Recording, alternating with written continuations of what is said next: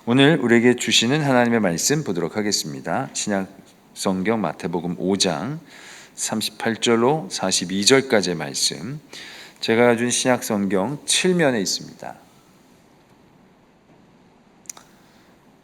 신약 성경 7면에 있는 마태복음 5장 38절로 42절까지의 말씀. 저와 여러분들이 한 절씩 교독드리도록 하겠습니다. 또 눈은 눈으로 이는 이로 갚으라 하였다는 것을 너희가 들었으나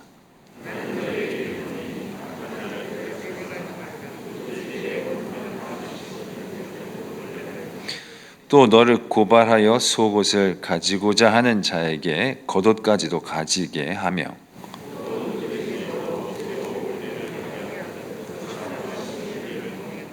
함께요. 내게 구하는 자에게 주며 내게 꾸고자 하는 자에게 거절하지 말라. 아멘. 하나님의 말씀입니다. 이 시간 얼마 전에 매스컴을 통해서 우리에게 알려진 또 이렇게 소개된 사연이 있습니다. 제목은요, 아빠 울린 피자 가게 사장님의 선행입니다. 아빠 울린 피자 가게 사장님의 선행. 그 사연의 내용은 이렇습니다. 어떤 한 아버지가 7살 난 딸을 홀로 키우고 있습니다. 그러던 가운데 이 아버지가 이 코로나로 인해서 이제 어려움을 겪게 되고 또 이제 직장을 잃게 되었습니다. 그러니 자연스럽게 경제적인 어려움도 뒤따르게 되었죠. 또 거기에다가 설상가상으로 우리 그 딸이 피부병으로 많은 치료비가 들어가게 되었습니다.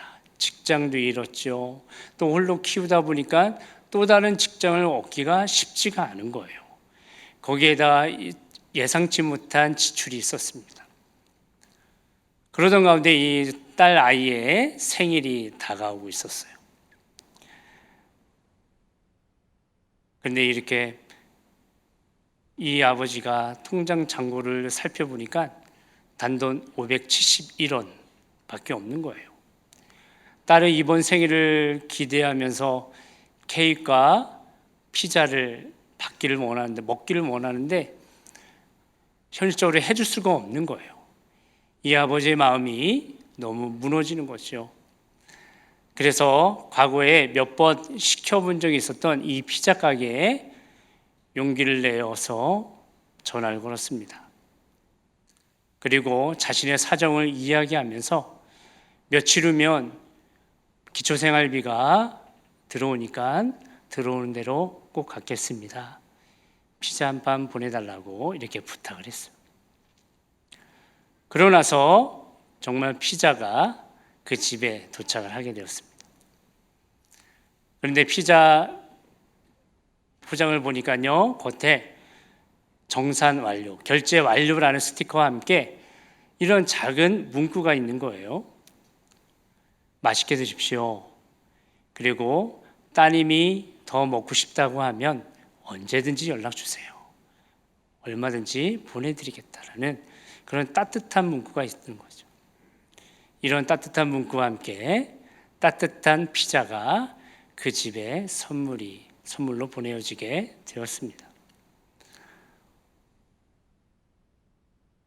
이런 기사를 접한 많은 사람들이 자신의 커뮤니티라든가 자신의 SNS에 글을 올리기 시작했어요. 피자 가게 아저씨의 선행 이렇게 하면서. 근데 그 피자 가게 아저씨가 나중에 보니까 32살 난 젊은 사장님이에요. 자, 젊은 사장님이 그렇게 쉽지 않은데 이 가게의 이름과 주소를 이제 다 SNS에 올려서 순식간에 많이 퍼지게 되었습니다. 그래서 사람들마다 그 가게 가야 되겠습니다. 우리 집에서 멀지 않아요. 그 가게에 가서 돈줄 내러 그 가게에 가야 되겠습니다. 그런 글들이 막 올라오는 거예요. 요즘에 유행하는 단어 중에 돈줄내다라는 단어가 있어요.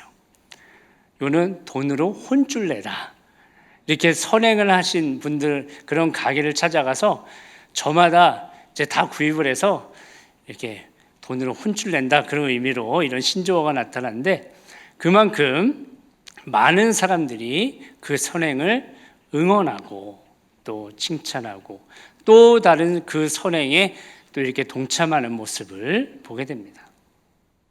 이처럼 이 시대를 보게 되면 선한 영향력을 끼치는 사람들이 점점 늘어가는 것을 우리가 보고 있습니다.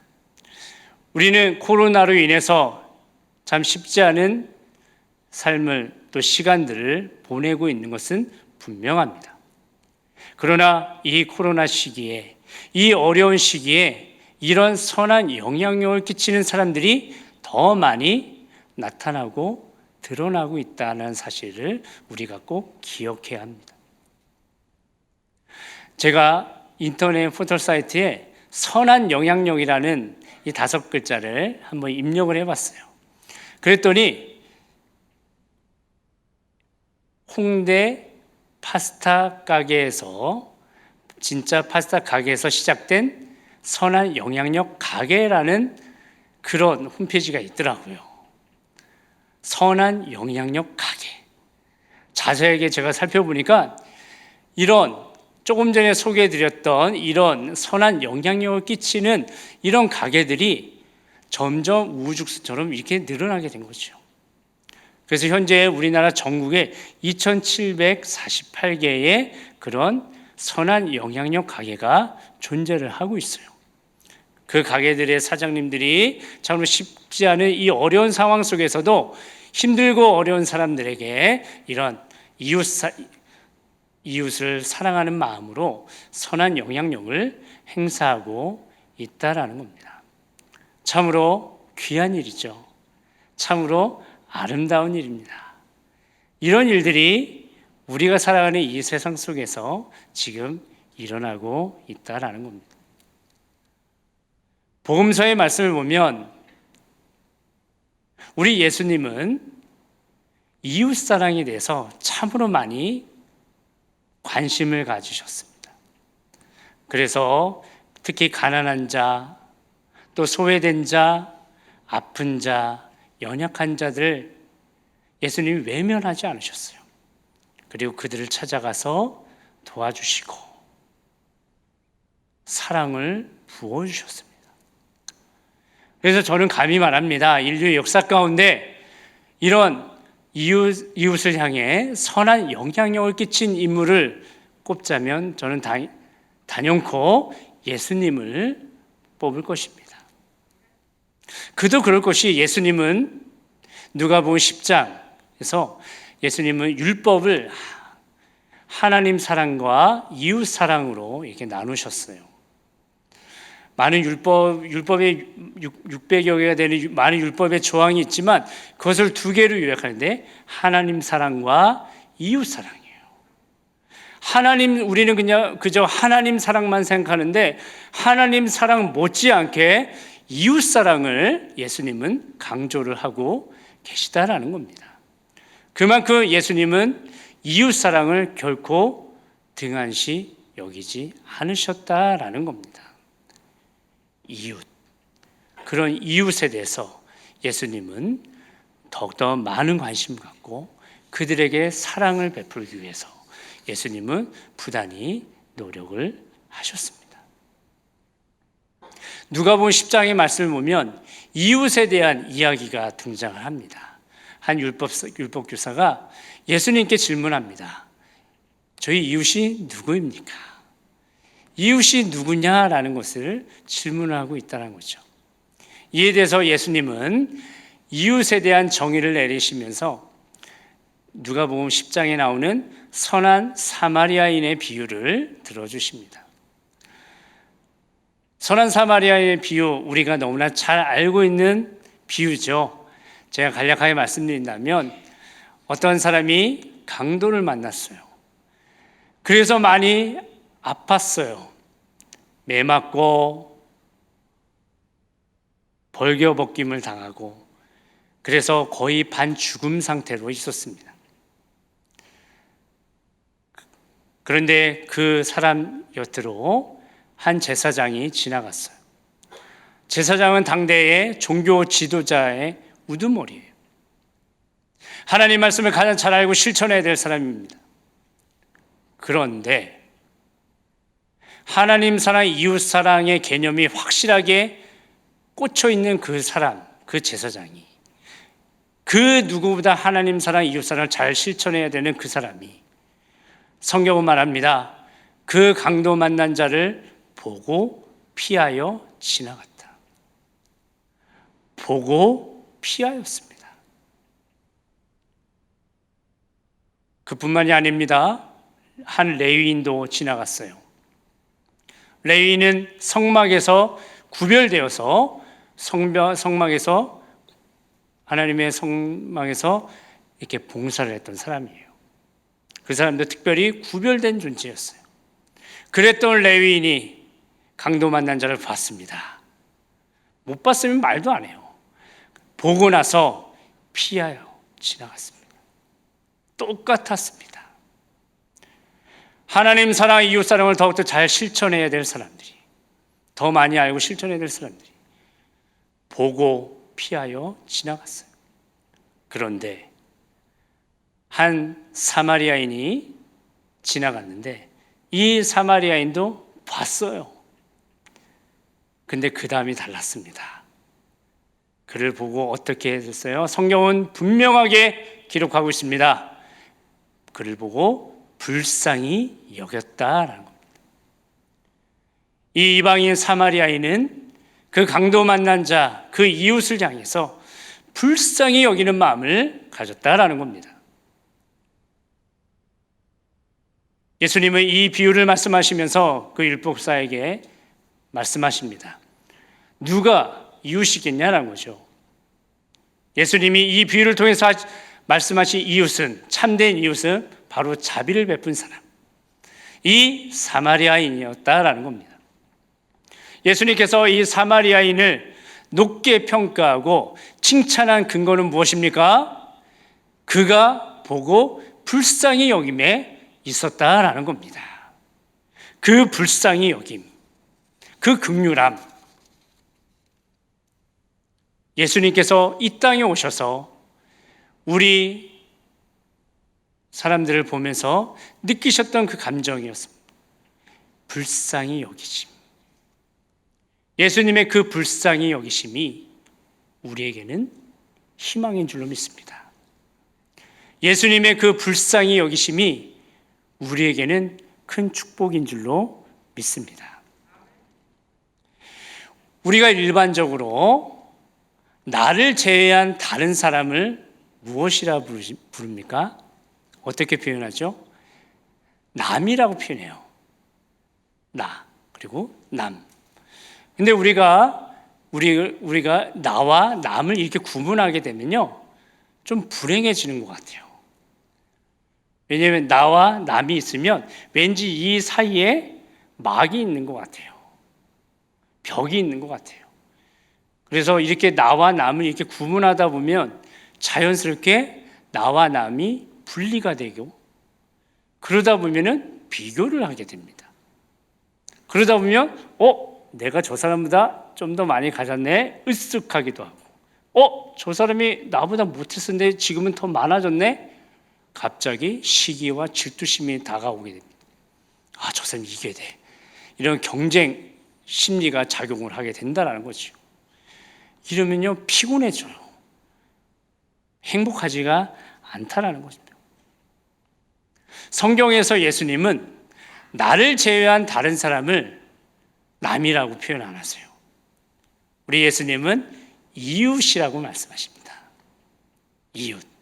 그래서 이런 큰 틀에서 보면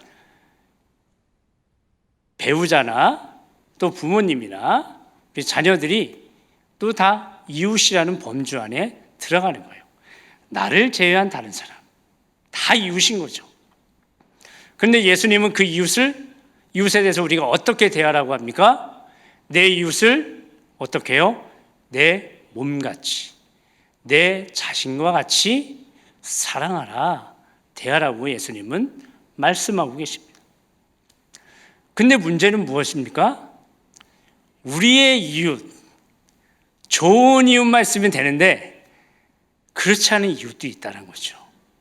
악한 이웃이 있어요. 다 이웃이라고 봤을 때 악한 사람이 분명히 있잖아요. 나랑도 되게 안 맞는 사람이 있고 나를 힘들게 하는 이웃이 있다라는 거죠. 그런데 예수님의 말씀처럼 그 이웃까지도 우리가 내 몸같이 내 자신같이 사랑할 수 있겠냐라는 거죠. 결코 쉬운 문제는 아닙니다. 나에게 해를 끼치고 나를 힘들게 하는 그 이웃까지도 내가 내 몸같이 사랑해야 된다? 결코 쉬운 문제가 아닙니다.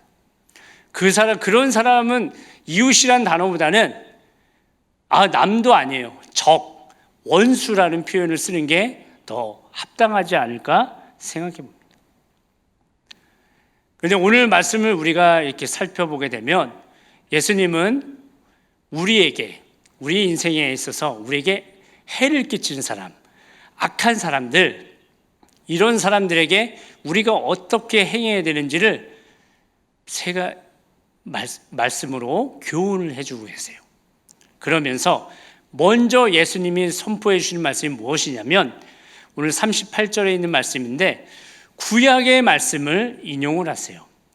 눈은 눈으로, 이는 이로 갚으라 하였다는 것을 너희가 들었으나 눈은 눈으로, 이는 이로 갚으라. 이것을 너희가 들었다라는 거죠. 이것은 구약 율법의 동해보복법이라는 법이에요. 이것은 쉽게 말하면 똑같은 양으로 보복하라는 거예요. 만약에 한 대 맞았으면 한 대 때리면 되는 거예요. 똑같이 하면 되는 거예요. 그래서 이 법은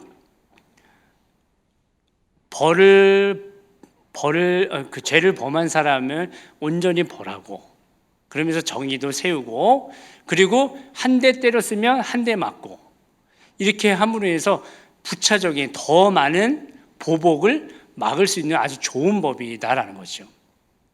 그래서 유대인들은 이 법을 잘 지키는 것이 하나님의 뜻이다라고도 생각을 했었습니다. 그런데 우리가 삶을 살아가다 보면 어때요? 한 대 맞으면 어떻게 돼요? 그냥 한 대 때리고 서로 악수하고 사이좋게 끝나나요? 그렇지가 않다라는 거죠. 한 대 맞으면 그래? 한 대 때리고 한 대 더 때릴 수 있어요. 그러면 상대방 뭐야 하면서 두 대, 세 대, 네 대 이렇게 또 그러다가 더 큰 싸움으로 번지게 되는 거죠. 보복에 복리 이율이 적용이 된다는 거죠. 이게 그렇다라는 겁니다. 그런데 예수님은 이런 현상을 너무나 잘 알고 계시는 거예요. 그래서 오늘 말씀을 통해서 우리에게 이런 악한 자에 대해서 물론 악한 이웃뿐만 아니라 모든 이웃에 대해서도 이렇게 하라는 거예요. 이웃에 대해서 특별히 악한 이웃이 있더라도 그 이웃에 대해서 이렇게 할 것을 말씀하고 있다는 거죠. 오늘 39절에 있는 말씀인데 혹시 띄워주시면 좋을 것 같아요. 39절 말씀에 나는 너에게 이르노니 악한 자를 대적하지 말라. 누구든지 내 오른편 뺨을 치거든 왼편도 돌려대며. 오른편 뺨을 치면 왼편도 돌려대라고 예수님은 말씀하세요. 자, 여러분들이 생각해 보세요. 오른편 뺨을 맞았어요. 그럼 어떻게 합니까? 나도 때리겠죠. 우리가 남을 대할 때 그렇게 해왔어요. 또 구약의 동해보복법도 그렇게 해도 아무 문제가 없다라고 이야기를 해주고 있어요. 그런데 우리 예수님은 그렇게 하지 말라는 거예요. 오른편 뺨을 맞았으면 왼편을 돌려대라는 거예요. 쉬운 일 아닙니다. 맞았는데 어떻게 왼뺨 때리라고 또 돌려댑니까? 그렇게 할 수가 없다라는 거죠. 근데 이게 악한 이웃을 대하는 예수님의 관점이라는 겁니다. 그렇다면 우리가 상대방의 오른편 뺨을 때리려면 어떻게 해야 됩니까? 오늘 이 말씀처럼 상대방의 오른편 뺨, 여러분이 이제 저랑 이제 반대에 계시니까 제 오른편 뺨은 여기거든요. 이제 온라인으로 이제 지금 말씀 들으시는 분들도 한번 해보세요. 그러면 어떻게 때리세요? 여기에 맞추려면 어떻게 해야 됩니까? 여러분들은 왼손으로 때려야 되겠죠, 그렇죠? 왼손으로 때려야지 이렇게 제 오른뺨을 때릴 수가 있을 것입니다. 근데 물론 왼손잡이일 경우는 괜찮아요. 근데 오른손잡이일 경우는 악한 나의 원수에게 이렇게 때리는 게 쉽지가 않죠. 이게 시원하게 때릴 수 없잖아요. 그러면 어떻게 해야 되죠? 오른손으로 때리려면 어떻게 돼요? 손바닥이나 손등으로 때리게 된다는 거죠. 당대 유대 문화에서는요, 이 손바닥으로 때리는 것보다 이 손등으로 때리는 게 훨씬 더 배나 상대방에게 모욕을 주었다라고 해요. 그래서 이 상대방으로부터 이 오른편 뺨이 오늘 본문에 나온 것도 괜히 나온 건 아니에요. 상대방으로부터 그냥 손바닥을 맞는 것뿐만 아니라 손등으로 맞았을 때 이 배가 되는 이 모욕감 당했을 때 동해 보복하지 않고 왼편을 돌려대는 거, 이게 결코 쉬운 것이 아니다라는 거죠. 좀 전에도 말씀드렸듯이 우리가 오른편 뺨을 때릴 때 왼손을 때리면은 참 이게 만족감이 없잖아요. 그래서 때리는 사람의 입장을 생각해서 왼뺨을 돌려대는 것, 상당한 배려심이 이 안에 녹아져 있음을 우리는 볼 수 있습니다. 근데 예수님이 왜 이렇게 말씀하시겠어요? 그냥 제가 생각할 때 그런 것 같아요. 맞더라도 또 한 번 더 대주는 거예요. 오죽하면 나를 때릴까? 오죽하면 나를 이렇게 때리려고 할까? 때리는 사람의 마음을 긍휼히 여기라는 거죠. 불쌍히 여기라는 거예요. 오죽하면 나를 이렇게까지 때리려고 할까? 그래 또 때려. 화 풀릴 때까지 더 때려. 이렇게 대주라는 거죠. 예수님은 그거를 우리에게 말씀하고 계십니다. 그리고 40절 말씀이죠. 40절 말씀 보면 너를 고발하여 속옷을 가지고자 하는 자에게 겉옷까지도 가지게 하며, 우리를 고발하는 것도 기분 좋은 일은 아니에요. 악한 사람이 나를 고발했어요. 유쾌하지 않습니다. 근데 고발해서 속옷을 가지려고 그래요.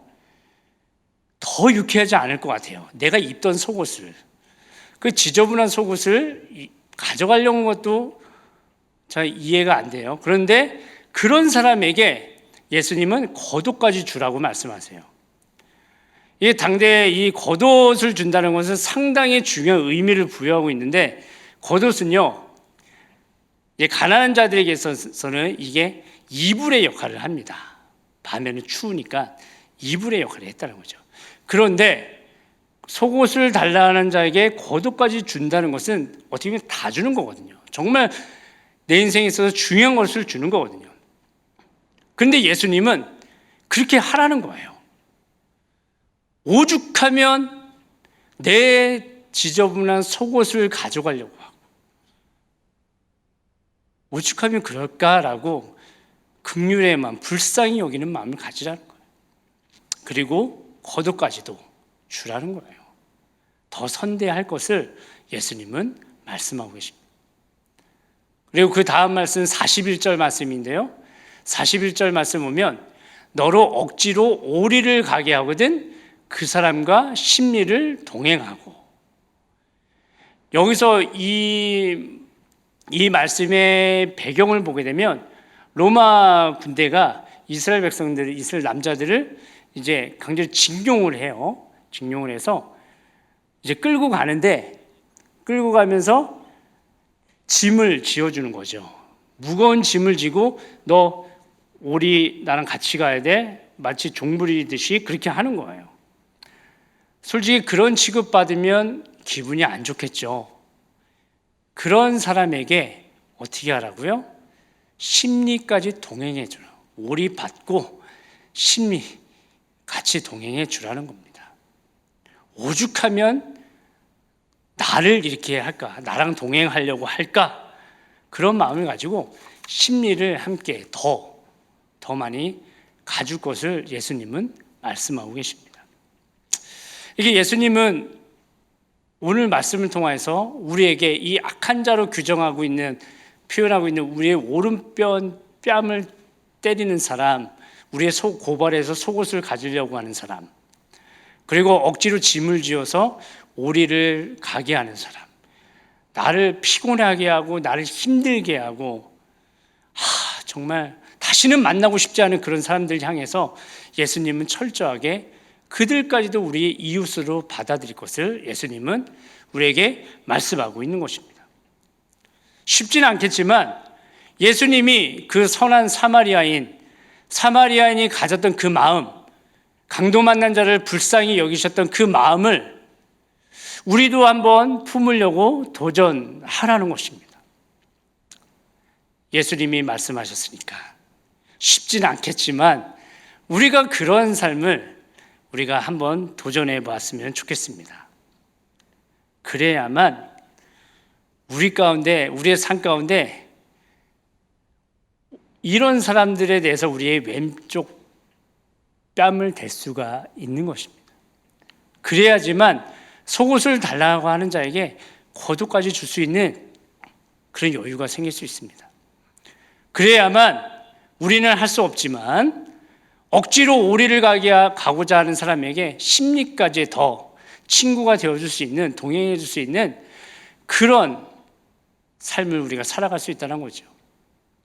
예수님의 말씀처럼 내 이웃을 내 몸과 같이, 그 사람을 내 몸과 같이 생각하는 악한 자이지만, 나를 힘들게 하는 사람이지만 그 사람을 내 이웃, 내 몸처럼 생각하라는 그 예수님 말씀을 우리가 흉내낼 수 있다라는 겁니다.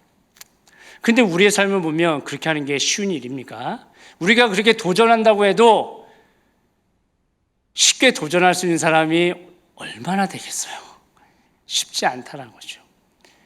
내가 왜 나를 힘들게 하는 사람한테 그렇게 하지? 왜 내가 보면서까지, 내가 맞으면서까지 왜 그런 것을 해야 되지? 못해요. 난 안 해요. 할 수 없어요. 이런 마음의 부딪힘이 없는 사람 한 명도 없을 거랍니다. 없을 거라고 저는 생각합니다. 그래요. 우리는 할 수 없어요. 저도 할 수 없어요. 그런데 할 수 없을 때 우리는 십자가를 바라봐야 할 줄로 믿습니다. 십자가에 달리신 예수 그리스도를 바라봐야 할 줄로 믿습니다.